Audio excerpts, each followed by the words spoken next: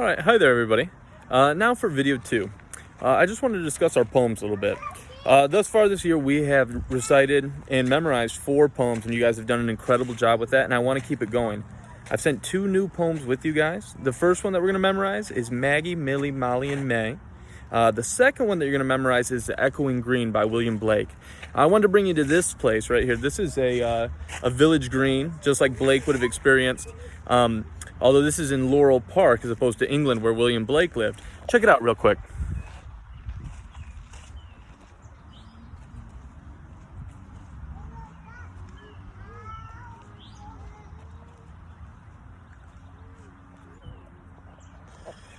Now, I was kind of inspired to keep thinking about poetry when we were at this place. I thought about Joyce Kilmer's poem Trees when I looked at this beautiful magnolia. I'll give you a second look at it.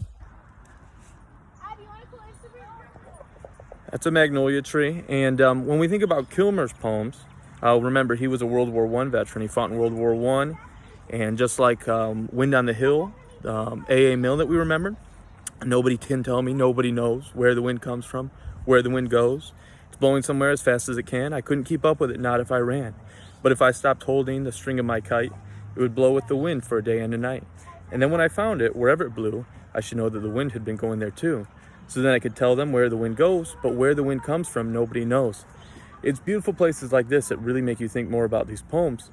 And in the case of A.A. Milne, or Joyce Kilmer, or also E.E. Cummings, who wrote the Maggie, Millie, Molly, and May poem, they all fought in World War I and they all went through really hard times.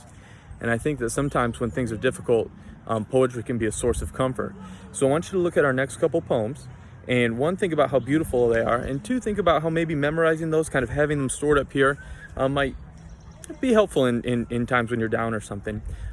Also, don't be afraid to write your own poems, memorize them, and feel free to recite them in a video, and you can share them with the group. Just have your parents attach them to an email and send them, and then people's parents can allow you to see them as you wish.